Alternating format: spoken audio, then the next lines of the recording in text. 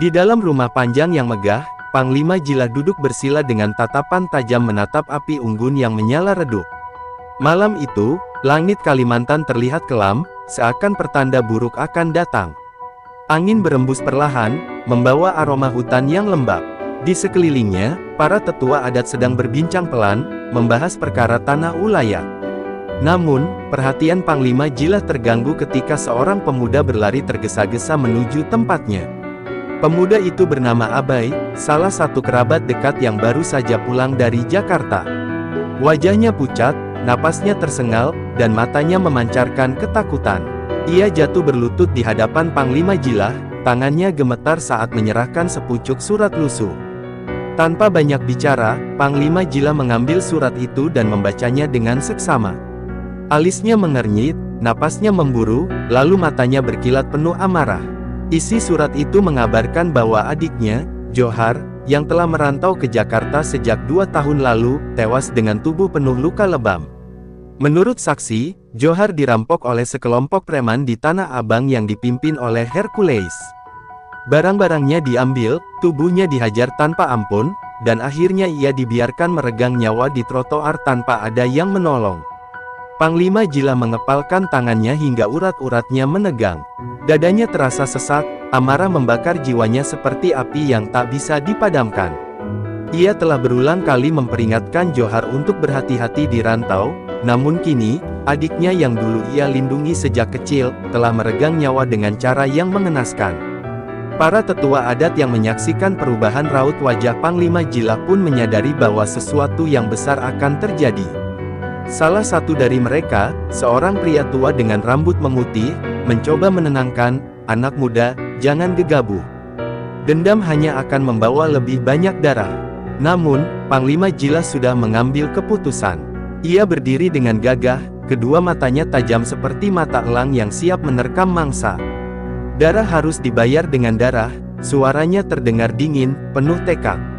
Tak butuh waktu lama, ia segera mempersiapkan perjalanannya ke Jakarta. Parangnya yang telah menemaninya sejak muda ia asah hingga tajam berkilat. Ilmu kebalnya yang diwarisi dari leluhur telah siap digunakan. Bagi Panglima Jila, ini bukan sekadar pembalasan. Ini adalah hukuman bagi mereka yang telah berbuat zalim terhadap keluarganya. Sebelum berangkat, ia berdiri di depan makam para leluhur, memejamkan mata sejenak. "Ampuni aku jika aku harus menumpahkan darah," bisiknya pelan. Lalu, tanpa menoleh ke belakang, ia melangkah pergi meninggalkan tanah kelahirannya, membawa dendam yang akan segera dituntaskan. Perjalanan menuju Jakarta terasa seperti derap genderang perang di telinga Panglima Jila. Ia duduk diam di sudut kapal feri yang melintasi lautan, matanya menatap lurus ke cakrawala. Ombak bergulung-gulung di bawahnya, seolah ikut berbisik tentang dendam yang membara di dadanya. Sesekali, angin laut yang asin menerpa wajahnya, namun tak sedikit pun mengurangi kobaran amarah yang semakin membuncah. Saat tiba di pelabuhan, langkahnya mantap menapaki dermaga yang sibuk dengan orang-orang yang lalu lalang. Namun, dunia di sekelilingnya terasa samar. Hanya ada satu tujuan dalam pikirannya, menemukan Hercules dan membuatnya membayar lunas dengan darah. Ia segera mencari tumpangan menuju pusat kota, tak ingin membuang waktu barang sedikit pun. Jakarta menyambutnya dengan hiruk-pikuk yang bising. Gedung-gedung menjulang, kendaraan berlalu lalang tanpa henti, dan manusia berdesakan di trotoar. Namun, semua itu bukan hal yang menarik perhatian Panglima Jila. Yang ia cari adalah markas Hercules, sarang para begundal yang telah merenggut nyawa adiknya. Ia melangkah ke sebuah warung kopi di pinggir jalan, tempat biasa para sopir dan tukang ojek berkumpul, lalu duduk tanpa mengucapkan sepatah kata pun. Seorang pria tua berambut putih yang duduk di seberangnya menatapnya dengan curiga. Sepertinya ia mengenali aura tak biasa yang dipancarkan Panglima Jila. "Orang jauh?" tanyanya pelan. Panglima Jila hanya mengangguk. Kemudian, dengan suara rendah, ia bertanya, "Di mana markas Hercules?" Seketika, suasana di sekitar warung menjadi tegang. Beberapa orang yang mendengar pertanyaan itu segera menunduk, enggan terlibat dalam urusan berbahaya. Pria tua itu menghela napas panjang sebelum akhirnya berbisik, "Di Tanah Abang. Tapi kalau kau cari dia sekarang, percuma. Dia sudah pergi. Markasnya kosong sejak tadi malam. Jawaban itu seperti pisau yang menggores kesabaran Panglima Jilah. Rahangnya mengeras, jemarinya mengepal di atas meja. Kemana dia pergi? Suaranya terdengar dingin, menusuk hingga ke tulang. Orang tua itu melirik ke kiri dan kanan sebelum mendekatkan wajahnya. Ada kabar dia lari ke Madura. Katanya ada urusan dengan orang-orangnya di sana. Tapi hati-hati, dia bukan orang sembarangan. Mata Panglima Jilah semakin menyala. Ia tak peduli seberapa kuat Hercules dan kelompoknya. Baginya, tak ada manusia yang tak bisa ditumbangkan jika kehendak sudah ditetapkan. Tanpa mengucapkan terima kasih, ia bangkit dari duduknya dan segera melangkah pergi. Ia kini tahu kemana harus mencari. Langit Jakarta mulai mendung saat ia menaiki kapal menuju Madura. Angin berembus kencang, membawa aroma garam dan hujan yang menggantung di udara. Namun, di dalam dadanya, ada badai yang jauh lebih besar. Badai yang hanya bisa reda setelah darah Hercules menggenangi tanah Madura. Langit Madura mendung saat Panglima Jilah menginjakkan kaki di pelabuhan. Angin laut berembus kencang, membawa aroma garam yang menusuk hidung. Ia melangkah mantap melewati deretan perahu nelayan yang terombang-ambing di tepian. Pikirannya hanya tertuju pada satu hal, mencari Hercules dan menuntaskan dendam yang sudah membakar jiwanya sejak mendengar kabar kematian Johar. Tanpa membuang waktu, ia berjalan menuju sebuah kedai kopi kecil di pinggir jalan. Tempat-tempat seperti ini selalu menjadi sumber informasi terbaik. Di dalamnya, beberapa pria duduk mengobrol sambil menyeruput kopi hitam pekat. Suasana sunyi sejenak saat Panglima Jilah masuk, matanya menyapu ruangan seperti elang yang mengawasi mangsa. Seorang pria berambut cepak yang duduk di sudut mengangkat wajah, menatap Panglima Jilah dengan tatapan penuh selidik. "Orang jauh, cari siapa?" tanyanya sambil meletakkan cangkirnya di meja. Panglima Jilah mendekat, suaranya rendah namun penuh tekanan. "Aku mencari Hercules." Ruangan seketika terasa lebih dingin. Beberapa orang menunduk, pura-pura tak mendengar. Pria berambut cepak itu tertawa kecil, tetapi matanya tetap tajam. "Hercules bukan orang yang bisa kau cari begitu saja," katanya. "Tapi kalau kau berani, coba ke sebuah gudang tua di dekat pelabuhan lama. Ada kemungkinan dia di sana." Tanpa banyak bicara, Panglima Jilah beranjak pergi. Langkahnya mantap menuju pelabuhan lama. Di sepanjang perjalanan, pikirannya dihantui bayangan tubuh Johar yang tergeletak tak berdaya di trotoar Jakarta. Gambar itu semakin memperkuat tekadnya, Hercules harus merasakan kesakitan yang sama, atau bahkan lebih. Setibanya di lokasi, ia melihat bangunan tua dengan dinding kusam yang sebagian sudah runtuh. Beberapa pria berwajah sangar berkumpul di luar, merokok dan tertawa kasar. Mata mereka menyipit curiga saat melihat sosok Panglima Jilah mendekat. Salah satu dari mereka berdiri, menyeringai. "Mau cari masalah, Bung?" Panglima Jilah tak menjawab. Tangannya perlahan meraba gagang parang yang terselip di pinggang.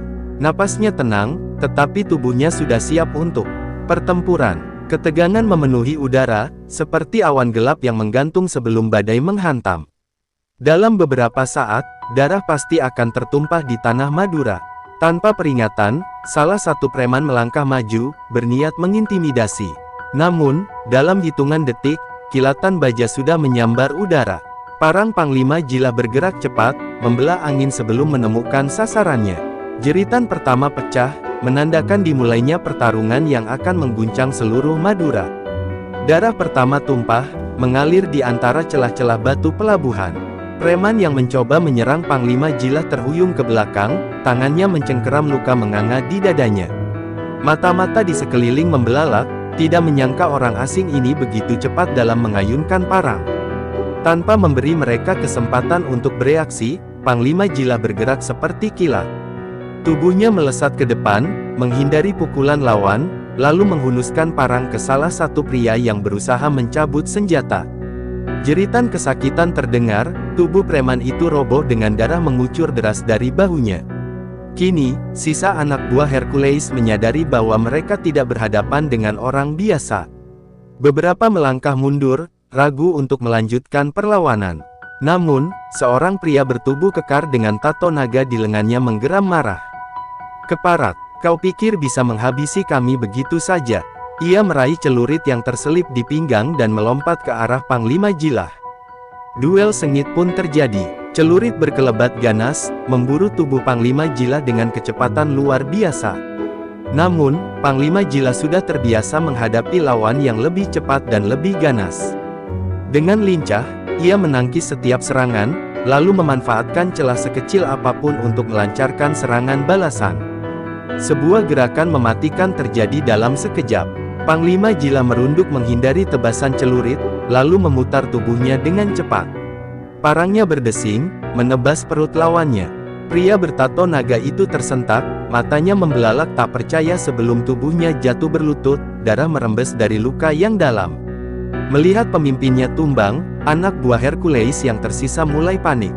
Beberapa mencoba melarikan diri, tetapi Panglima Jilah tidak berniat membiarkan mereka lolos begitu saja. Dengan gerakan cepat, ia menerjang ke depan, menghabisi satu persatu tanpa belas kasihan. Saat pertempuran berakhir, hanya keheningan yang tersisa.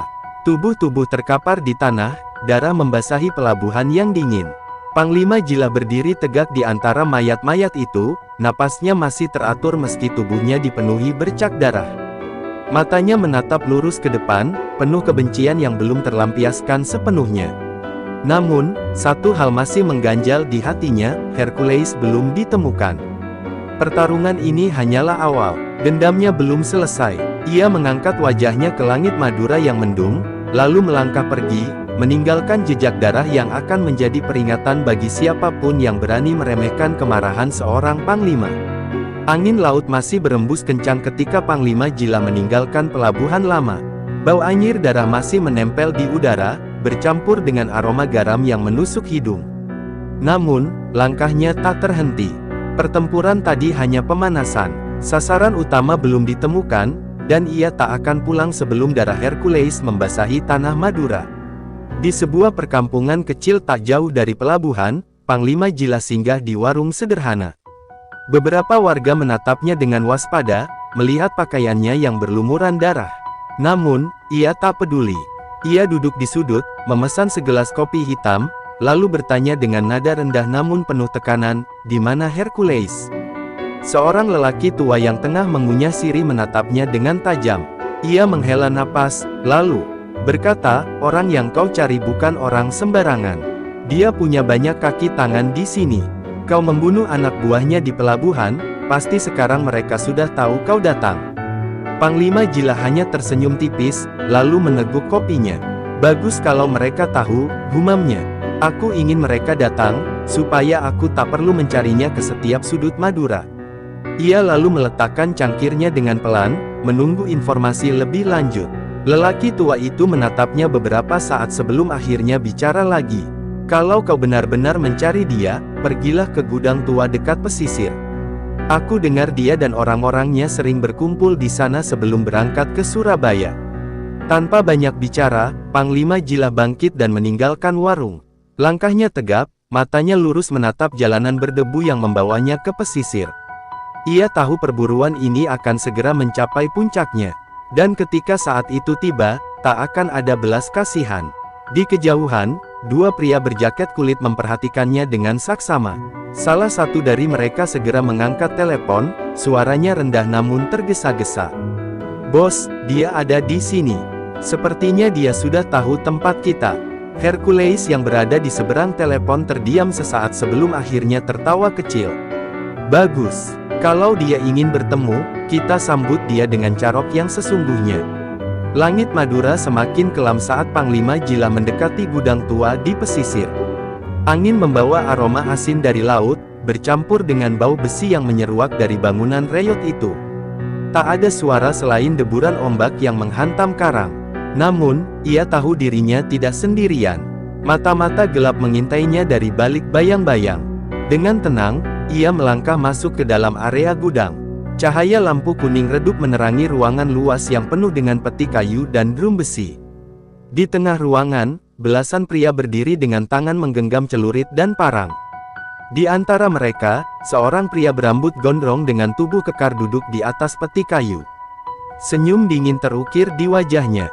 "Kau akhirnya datang," kata Hercules, suaranya berat dan penuh kesombongan. Aku sudah dengar tentang carokmu di pelabuhan. Hebat juga, tapi di sini kau bukan siapa-siapa. Ia berdiri perlahan, lalu menatap Panglima Jila dengan tajam. Johar sudah mati, lalu apa yang kau mau? Balas dendam. Panglima Jila tidak menjawab. Tatapannya tajam, penuh kebencian yang terpendam. Tanpa peringatan, tangannya meraih parang dan dalam sekejap, ia sudah menerjang ke depan. Kilatan baja berdesing di udara, menebas ke arah Hercules yang segera melompat mundur. Anak buahnya langsung menyerbu, mengepung Panglima Jila dari berbagai arah. Pertarungan meledak dalam sekejap. Suara benturan senjata memenuhi udara. Panglima Jila bergerak seperti badai, setiap tebasannya membawa maut. Satu persatu anak buah Hercules roboh, darah mereka mengalir di lantai gudang yang kotor. Namun, jumlah mereka terlalu banyak, dan mereka bertarung tanpa rasa takut. Hercules sendiri tak tinggal diam. Ia meraih celurit panjang, lalu menerjang dengan kekuatan mengerikan. Setiap serangannya membawa tenaga besar, memaksa Panglima Jila untuk terus bergerak cepat. Beberapa kali parang mereka beradu, memercikkan percikan api kecil di udara. Meski dikepung, Panglima Jila tidak menunjukkan tanda-tanda gentar. Ia justru semakin ganas, menghabisi lawan-lawannya satu persatu. Tubuhnya penuh luka, namun matanya tetap fokus hanya pada satu target, Hercules. Ia tahu, pertempuran ini hanya akan berakhir jika kepala sang pemimpin telah jatuh ke tanah. Darah, jeritan, dan bau anyir memenuhi ruangan. Pertarungan ini bukan lagi sekadar carok biasa. Ini adalah perang tanpa ampun, dan hanya ada satu pemenang di akhir segalanya. Gudang tua kini berubah menjadi arena pertarungan berdarah. Tubuh-tubuh bergelimpangan di lantai, darah menggenang di antara peti-peti kayu yang remuk. Suara gemeretak ombak dari luar terdengar sayup-sayup, kontras dengan jeritan dan suara benturan senjata di dalam. Panglima Jila berdiri di tengah lingkaran mayat, napasnya berat, matanya masih menyala penuh dendam. Hercules, satu-satunya yang tersisa dari kelompoknya, menatapnya dengan tatapan penuh amarah dan kehati-hatian. Meski anak buahnya sudah tumbang, ia tidak menunjukkan tanda-tanda ketakutan. Ia merentangkan kedua lengannya, menggenggam celurit panjang yang masih berkilat oleh darah. "Kau pikir aku akan berakhir seperti mereka?" tanyanya dengan nada mengejek. Panglima Jila tidak menjawab. Ia hanya memutar parangnya di tangan, lalu melangkah mendekat. Udara di antara mereka terasa berat, dipenuhi ketegangan yang siap meledak kapan saja. Tanpa aba-aba, keduanya langsung menerjang, senjata mereka beradu dengan suara nyaring yang menggema di dalam gudang. Hercules bertarung dengan brutal. Setiap serangannya membawa kekuatan besar, berusaha memotong Panglima Jila dalam satu tebasan. Namun, lawannya jauh lebih lincah. Panglima Jila menghindari setiap ayunan celurit dengan gerakan cepat, lalu membalas dengan tusukan dan tebasan yang lebih terarah. Pertarungan berlangsung sengit. Kedua pria itu sama-sama terluka, napas mereka semakin berat, namun tidak ada yang mundur. Hercules berhasil menggores bahu Panglima Jila, namun ia sendiri menerima tebasan dalam di pahanya. Darah mengucur deras dari luka mereka, tetapi mereka tetap berdiri, mata saling mengunci dengan kebencian yang tak terbendung. Lalu, dengan satu gerakan kilat, Panglima Jila melihat celah. Ia memutar tubuhnya, menghindari serangan Hercules, lalu menebas ke arah leher dengan kekuatan penuh. Parang itu menembus daging dengan mudah. Mata Hercules membelalak, tubuhnya menegang sesaat sebelum akhirnya jatuh berlutut. Darah menyembur liar saat Panglima Jila menarik parangnya kembali. Hercules mencoba berkata sesuatu, tetapi hanya suara erangan yang keluar dari bibirnya. Sekejap kemudian, tubuhnya ambruk ke lantai, nyawanya lenyap bersama angin malam yang berembus dari laut. Panglima Jila berdiri diam di atas jasad musuhnya. Dendamnya telah terbalaskan, namun hatinya tetap dingin. Ia menatap sekeliling, memastikan tak ada lagi yang berdiri. Lalu, dengan langkah perlahan, ia meninggalkan gudang yang kini hanya berisi mayat dan darah. Pertarungan ini telah berakhir, namun nama Panglima Jila akan tetap bergema sebagai legenda di tanah Madura. Malam di pesisir Madura terasa sunyi setelah pertarungan berakhir.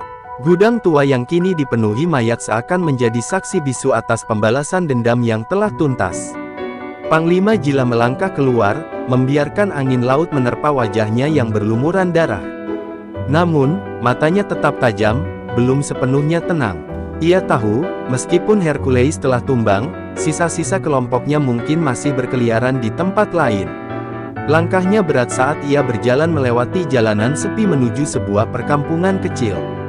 Di sana, beberapa orang sudah mendengar kabar pertempuran yang terjadi di gudang. Tatapan mereka penuh ketakutan dan kekaguman, tetapi tak ada yang berani bertanya. Semua tahu, lelaki yang baru saja kembali dari lautan darah itu bukan orang biasa. Di sebuah warung kecil yang ia singgahi sebelumnya, lelaki tua yang memberinya informasi menatapnya dari balik meja. Tanpa berkata apa-apa, ia hanya mengangguk pelan, tanda bahwa semuanya telah selesai. Panglima Jila duduk, mengambil segelas kopi yang masih mengepul, lalu meneguknya perlahan. Rasa pahitnya meresap di lidah, namun pikirannya tetap waspada. Tak lama, seorang pria muda berlari tergesa-gesa ke dalam warung. Nafasnya tersengal, matanya penuh ketakutan. "Panglima, ada yang mencarimu," katanya dengan suara bergetar. "Orang-orang dari Jakarta, mereka datang mencari Hercules, tapi sekarang mereka tahu kaulah yang menghabisinya." Panglima Jila meletakkan cangkirnya perlahan. Ia sudah menduga hal ini akan terjadi. Hercules bukan sembarang orang. Meskipun ia telah dikalahkan, masih ada banyak pihak yang mungkin ingin membalas dendam. Namun, ia tak gentar. Ia sudah terlalu sering menghadapi kematian untuk merasa takut. Ia bangkit, meraih parangnya yang masih berlumuran darah kering. "Siapapun mereka, biarkan mereka datang," ucapnya tenang. "Aku sudah selesai dengan urusanku di sini, tapi kalau mereka ingin mencari masalah, mereka akan mendapatkan lebih dari yang mereka harapkan." Malam itu, Panglima Jila meninggalkan warung dan berjalan ke arah dermaga. Ia tak tahu kemana langkahnya akan membawanya selanjutnya, Jakarta, atau mungkin tempat lain yang lebih jauh. Namun satu hal pasti, jejak darah yang ia tinggalkan akan tetap menjadi peringatan bagi siapapun yang mencoba menantangnya. Dan di kejauhan, di bawah langit yang mendung, bayangan-bayangan baru mulai bergerak. Sebuah babak baru dalam perjalanan hidupnya mungkin akan segera dimulai. Namun, seperti sebelumnya, ia akan selalu siap menghadapi siapapun yang berani menghalangi jalannya.